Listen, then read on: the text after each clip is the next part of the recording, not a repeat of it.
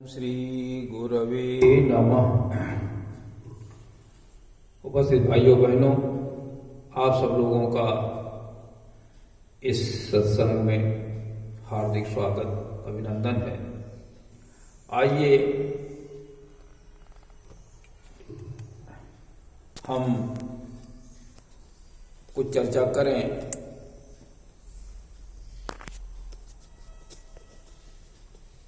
उससे पहले गुरु की वंदना कर लेते हैं।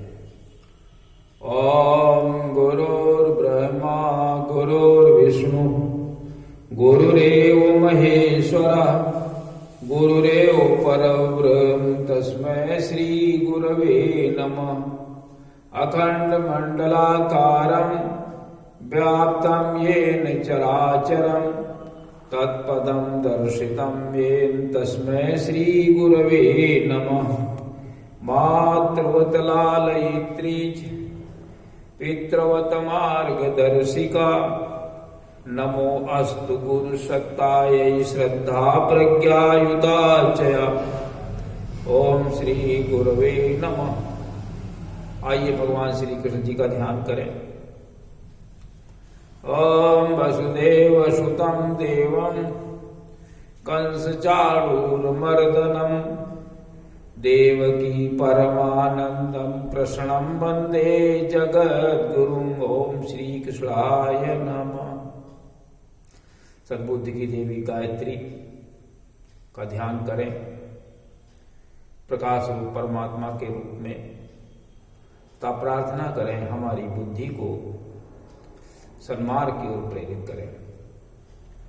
ओम भूर्भुवः स्वः तत्सवितुर्वरेण्यं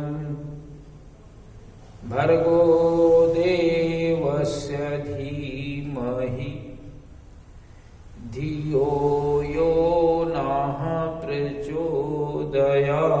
बोलिए वेद माता गायत्री की जय। आइए त्रयंबकम भगवान का ध्यान करें। प्रकाश रूप परमात्मा के ही रूप में प्रार्थना करें कि सभी लोग निरोग रहें, किसी को कोई शारीरिक कष्ट न हो तथा इस वैश्विक बीमारी से सभी को मुक्ति मिले और सभी लोग प्रसन्न चित्त रहें। ओम त्र्यंबकं यजामहे सुगंधिं पुष्टिवर्धनम् उर्वारुकमिव वंदनान् मृत्योर्मुक्षीयमामृतात्। बोले त्र्यंबकं भगवान की जय। उपस्थित भाइयों बहनों, पिछले सत्संग में हम राम वन की चर्चा कर रहे थे। राम ने सीता जी को साथ चलने की अनुमति दे दी।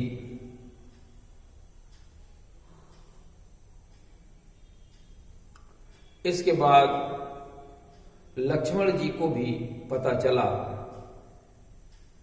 कि बड़े भैया को राज तिलक के स्थान पर कठोर वनवास दे दिया गया है। माता पिता के द्वारा वो भी दौड़े चले आए, उनके आंखों में आंसू हैं, कह नहीं पा रहे। राम समझ गए कि लक्ष्मण के हृदय में बड़ी व्यथा है, वो भी चलना चाहते हैं, लेकिन राम समझा रहे हैं कि आप घर ही पर रहो, माता पिता की सेवा करो, प्रिय प्रजा की सेवा करो, सभी लोग अगर वन को चले जाएंगे तो अयोध्या में कौन रहेगा, यहाँ राज्य की व्यवस्था तो कौन देखेगा। राज्य की व्यवस्था पे बदल जाएगी, प्रजा कष्ट का अनुभव करने लगेगा, प्रजा कष्ट का अनुभव करने लगेगी। और जिस राज्य में प्रजा दुखी होती है उस राज्य के राजा को नरकगामी होना पड़ता है। कहते हैं ना कि जासुराज प्रिय प्रजा दुखाई और सोनरप अवस नरक अधिकारी। वो नरक अधिकारी बन जाता है। परंतु लक्ष्मण जी कहते हैं मैं तो आपका दास हूं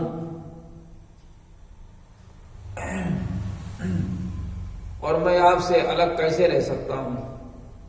और ये कहकर उनके चरणों में लिपट गए।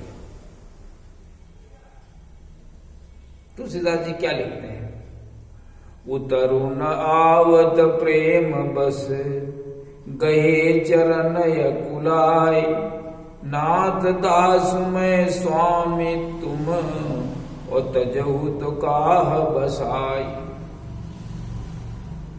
राम के पैरों में लिपट गए लक्ष्मण जी और कहते हैं कि मैं आपका दास हूं, आप हमारे स्वामी हैं।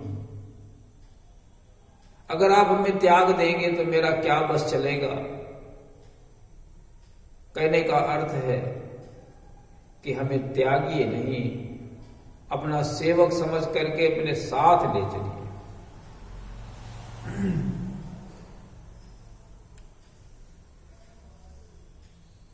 भगवान राम नीति और शास्त्रों की बातें बताते हैं और समझाते हैं कि आपको यही रहना चाहिए।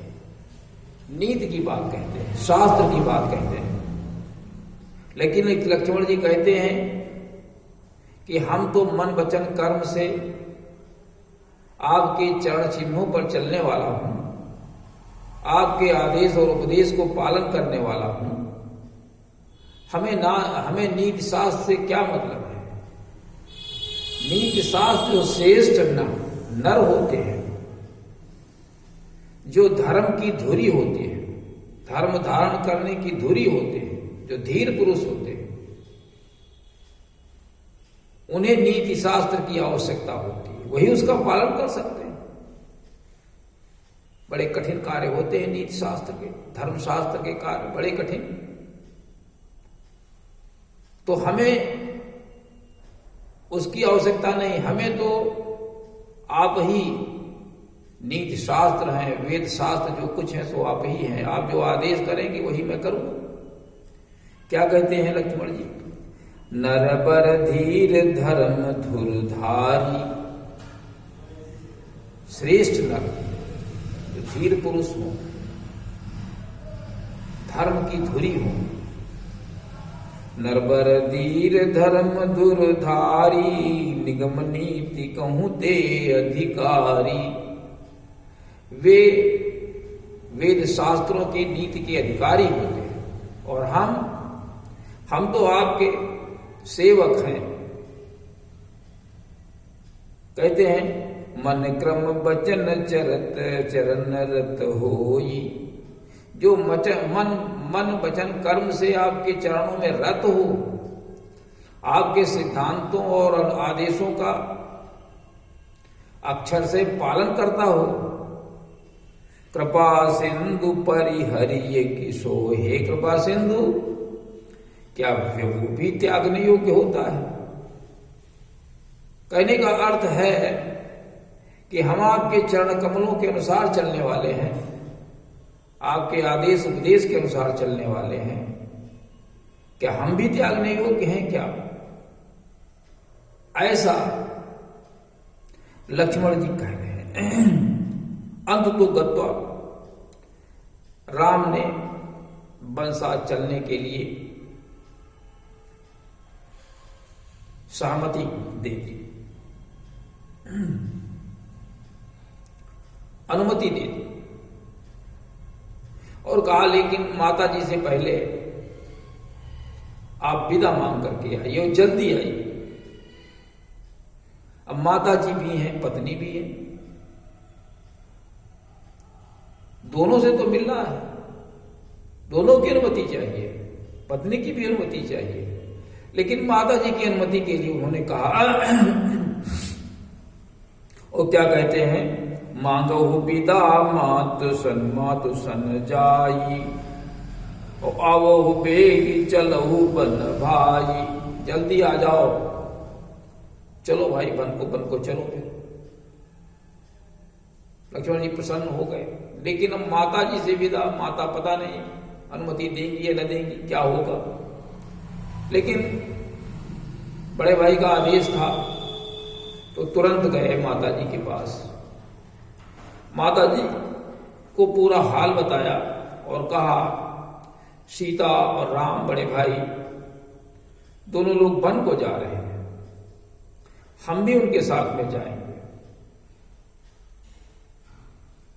सुमित्रा जी सकते में आ गई। सुमित्रा जी व्याकुल होने लगी, क्या हो गया, कैसे हो गया, आज तो राजतिलक होना था, वनवास कैसे हो गया। सारी वार्ता लक्ष्मण जी ने बताई तो फिर बहुत कुछ विचार किया मन ही मन और अनुमति प्रदान कर दी। कहा ठीक है, तुम्हारे माता वैदेही, पिता राम, स्नेही राम, ठीक है, जहां राम रहेंगे वहीं अयोध्या बन जाएगी। जहां सूर्य होगा, जहां सूर्य का प्रकाश होगा वहीं दिन हो जाता है। जहां जैसे सूर्य का प्रकाश होता है वैसे दिन हो जाता है, वैसे ही जहां राम होंगे वहीं अयोध्या बन जाएगी। कितनी बड़ी बात कह दी, कितने विश्वास के साथ बात कह दी। ठीक है, जब राम और सीता दोनों लोग वन को जा रहे हैं तो आप एक सेवक की तरह उन्हीं की सेवा करिए। यहां आपका फिर कोई काम नहीं रह जाता। क्या कहती हैं, तात तुम्हारी मातु वैदेही, पिता परम सब भांति सनेही। सब भांति से सनेही पिता आपके राम हैं, माता वैदेही जी हैं। अवध तहां जहां राम निवासु, तहीं दिवस जहां भानु प्रकाशु। जहां सूर्य का प्रकाश होता है वहीं दिन होता है। वैसे ही जहां राम होंगे, जहां राम का निवास होगा वहीं अयोध्या हो जाएगी, वही अवध हो जाएगा। और जो बैसी राम बन जाही, अवध तुम्हार काजू कछु नाही। जो सीता और राम दोनों लोग बन जा रहे हैं तो फिर उनके साथ में जाइए, फिर तुम्हारा अयोध्या में कोई कार्य नहीं शेष रह जाएगा। जब माता ने ये बात कह दी तो लक्ष्मण जी बहुत प्रसन्न हो गए। अब उन्होंने सोचा कि भैया राम के साथ में जाने को हमें मिल जाएगा। राम की तो अनुमति हो ही गई, अब माता जी की भी अनुमति हो गई। इसके बाद पत्नी उर्मिला से भी मिलते हैं जाकर के। ये चर्चा आगे की है, फिर आगे को बताई जाएगी। लेकिन आज की चर्चा में कुछ बातें बहुत ही खास हैं जो हमें अपने हृदय में धारण करनी चाहिए।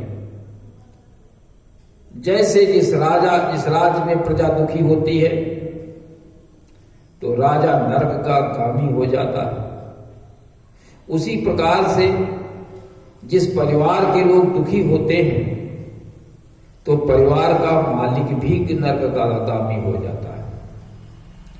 इसलिए हमें ऐसे प्रयास करने चाहिए, हमें ऐसी व्यवस्था बनानी चाहिए कि घर में धर्म, अर्थ, काम और मोक्ष, धर्म, अर्थ और काम, ये तीनों चीजें प्रचुर मात्रा में हो। अर्थ पूरी तरह से हो, धर्म पथ पर लोग चलते हैं और कामनाओं की पूर्ति भी हो रही हो। इस प्रकार से हमें घर की अपनी व्यवस्था बनानी चाहिए, नहीं तो परिवार का मुखिया भी नरकगामी हो जाएगा। इसके लिए बहुत ही दूरदर्शिता की आवश्यकता होती है। समय संयम, इंद्रिय संयम, विचार संयम, अर्थ संयम, इसकी आवश्यकता होती है। इसके अलावा हमें पुरुषार्थी, परमार्थी, तपस्वी, इंद्रिय निग्रह के साथ जीना पड़ता है, समदर्शी होना पड़ता है।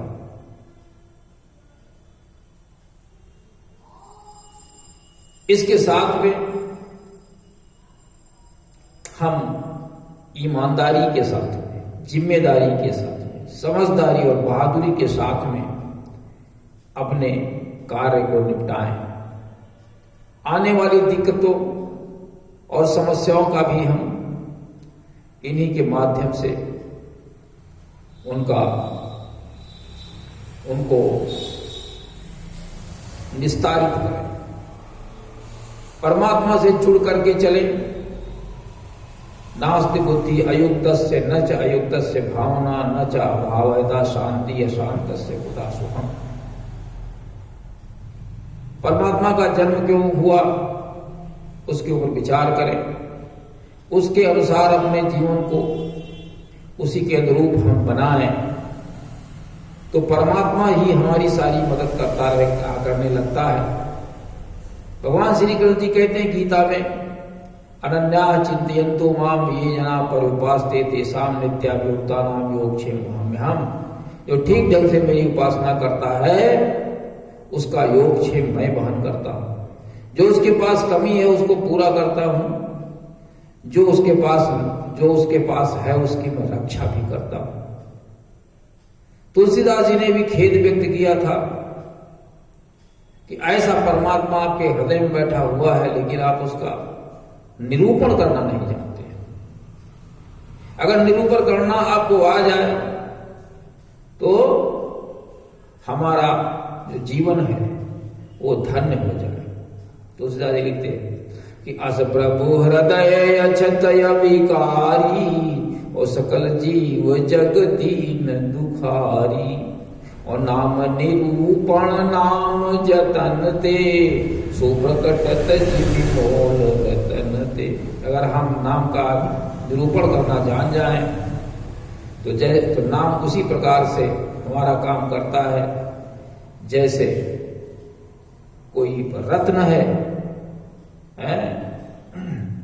सुप्रकटत जिमि मोल रतन ते। वो भी हमारा जो रत्न है मूल्यवान हो जाता है अगर उसको हम निरूपण करना जान जाए, मार्केट में ले जाएं, अच्छे ज्वेलर्स को दिखाएं, पारखी को दिखाएं, फिर उसका मोल ले लें। ये तो पत्थर है, उसका क्या मूल्य है? कोई मूल्य नहीं। इसलिए उसी प्रकार से नाम का निरूपण, भगवान राम के गुणों का निरूपण, गुणों को अपने जीवन में हम उतारें तो निश्चित रूप से हम हर क्षेत्र में सफल होंगे, धर्म और काम मोक्ष की प्राप्ति होगी। तो इस प्रकार से लक्ष्मण जी भी राम के साथ में बन जाने के लिए तैयार हो जाते हैं। बोलिए सियावर रामचंद्र की जय। आज का उपाख्यान यहीं तक। ओम शांति।